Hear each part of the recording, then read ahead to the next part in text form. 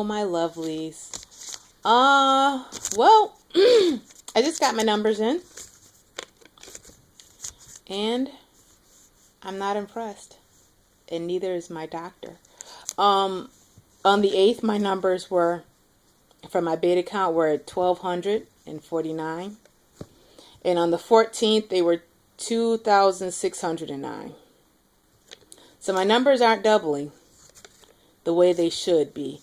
Now the range for beta, the beta range, is extremely broad. Extremely broad. It's like an extreme rough draft. For 5 weeks, they want to see in between 18 and 7,300, which I met with the 1,200. Basically 1,200. And then at 6 weeks, they want to see in between 1,000 and 56,500. And I met that with the 2,609. I was exactly 6 weeks yesterday. Today I am 6 weeks in 1 day. But she called me up today and she says, I'm just concerned and I want you to come in for an immediate ultrasound. And when your doctor calls you up and says, hey, I'm concerned, get in here right now, you're just like, Snickers. If you're concerned and you're the professional, then where does that put me? How do I not take this to a whole nother level of worrying? So she wanted me to come in at 2:30, but I wasn't mentally prepared for coming in at 2:30. It's already 1 o'clock. I'm really trying to prepare myself for the worst, which would be 2 scenarios. One, that this pregnancy isn't viable. The pregnancy is in my tubes. And then that would have to obviously, get terminated.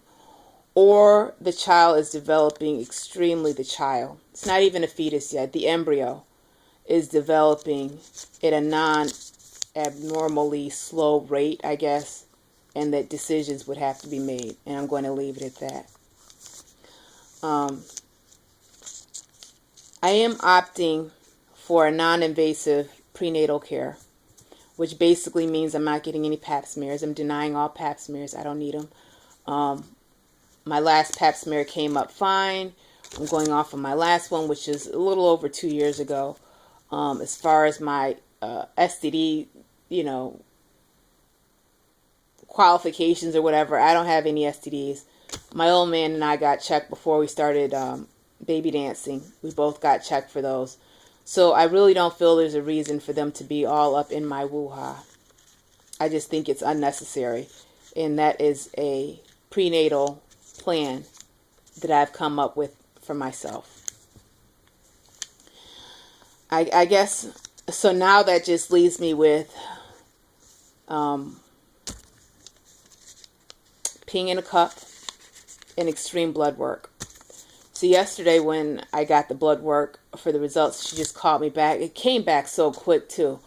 They took about 13 vials of blood, which is a lot, but it's not as much as if you donate. I've donated blood, they take about 52 vials. So 13 really is nothing. And that's like 13. You could take another 13. I'm not going to pass out.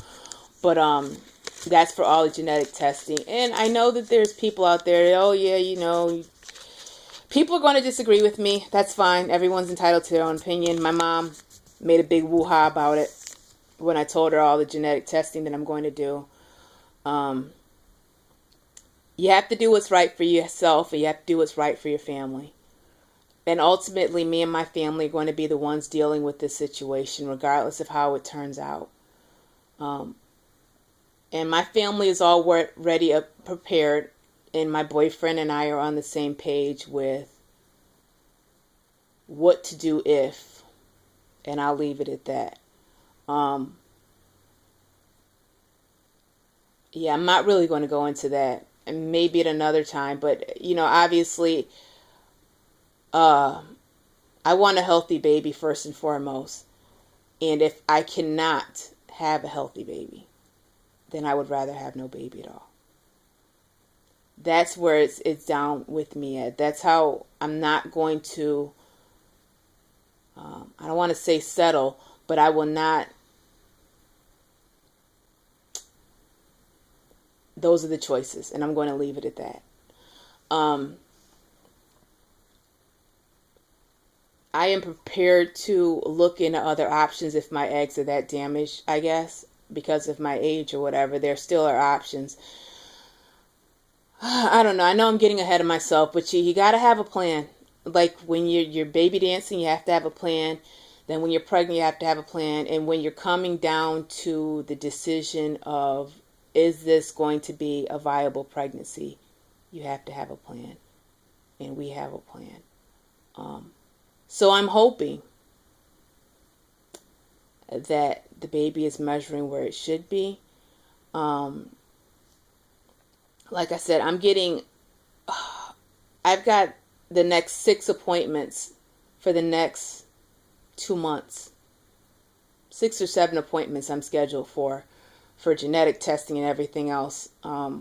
So I'm being cautious about this pregnancy. Like I said, me and my family, we're all of like minds in this house, and we're all on the same page. And to me, that's all that matters. I know people are going to disagree with me. That's fine. You know, I don't really care. Everyone's entitled to their own opinion. But for me and my household, we want quality over any quantity of life here in this house. And that is a decision that I need time to prepare for. That's why I didn't take the 2:30 appointment, because I need to mentally prepare for bad news and then making a very hard decision at the end of it. And I don't think I'm mentally up for that decision right now. I don't even really feel like talking about it to anyone else, because I don't think it's going to help. I'm obviously making this video because I'm talking to you guys, but I don't really feel like I'm going to go into this anymore after this video. I'm not going to answer any questions on this video about my decision or potential decision. It's a personal decision. Everyone's got to make them. I'm leaving it at that. So I'll keep you updated on what goes on, I guess. So the next 18 hours, I'm going to really try not to think about it and not to try to overthink about it, because technically I'm still in the criteria of the 6 weeks where baby could be. Beta numbers don't really mean too much. Like I said, there's such a broad range of numbers. But it's slightly disturbing. I can't really say I'm as happy as I was a few minutes ago. And I just got the call less than 10 minutes ago, guys. So, and it's funny because I just got this new fluff haul, and I was going to make a new fluff video with more stuff that I don't need. And now I just feel like maybe I should just wait. I don't believe in jinxing, but it's kind of like, why share? I don't know. I don't know if I'm I want to say jinxing, but not jinxing. I don't know. I'm in limbo right now. I'm frustrated. I don't know what to think. I was not expecting my doctor to say that. And I'm not expecting the easy pregnancy, and I wasn't expecting this to be an easy journey, obviously. But I kind of thought the hardest part was behind me. I thought that the major worrying about ovulating and having the egg meet the sperm and getting the positive pregnancy test. And okay, now all I have to worry about is fighting for the home birth and worrying about, not going into preterm labor and eating right and not drinking any alcohol, which obviously isn't a problem or anything, but, just keeping my system clean, doing moderate exercise, and it's cakewalk, right? My body's done the hardest thing. I'm trying to keep in mind also, though, that I really believe that if this was an unviable pregnancy, that this embryo was not meant to be here, that my body would have terminated it on its own. I think that our bodies are really smart, and that's why there are so many miscarriages, is because something's wrong. Personal opinion, obviously, I'm not a doctor, but I just feel like, you know, that, so I'm hoping that my body was smart enough to expel an unviable embryo, and that, you know, it would have done it for me naturally, so I wouldn't have to make that decision mentally. If that makes sense. I don't care. It makes sense to me. So I guess that's what's keeping me going. I said, oh, okay, your body would have terminated the pregnancy. Everything's fine. Your numbers are in between where they need to be. Your doctor's just being worried because, you know, it's taken you so long to get pregnant, and, you know, you told her this story, and now she's overly worried. So I don't know. I don't know what to think. I want to try hard not to think until tomorrow morning. So I have my appointment tomorrow at 8. Hopefully I will be mentally up for it and any future decisions that need to be made in behalf of my family and the quality of life that we are expecting. And I will update you later, I guess. If not tomorrow, because I don't think the technicians are going to go over the answers with me. I probably will have to wait until I see my official doctor for her to diagnose anything. But we'll see what happens. So that's my video, and that's my update. Still a journey, guys.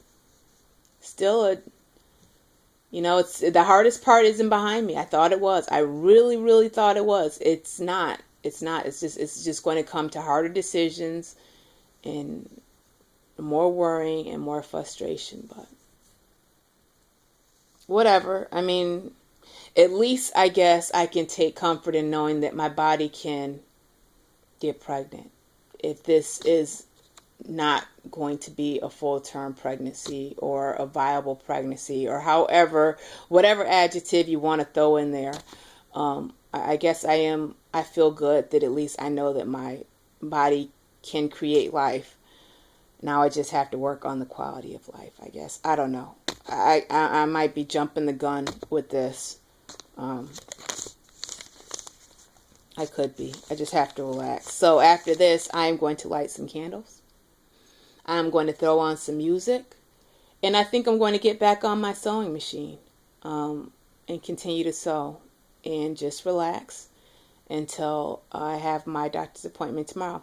So I'll keep you updated, guys. As far as, you know, any future questions, any questions on anyone asking me, you know, what my plan would be for non-viable pregnancy, I think I pretty much basically just laid that out for you guys. Obviously I'm not going to go into detail. That's a personal decision between me and my family. But I'm pretty sure you got the hint on what my decision would be. So I obviously don't feel the need to go into more details about that. But I might be just jumping the gun. I'm just hoping really that I'm just jumping the gun and I'm just being paranoid over nothing. But it doesn't feel that way today. So that's my video. I guess when I make the next one. Guys, stay happy, stay calm. Keep trying. Bye.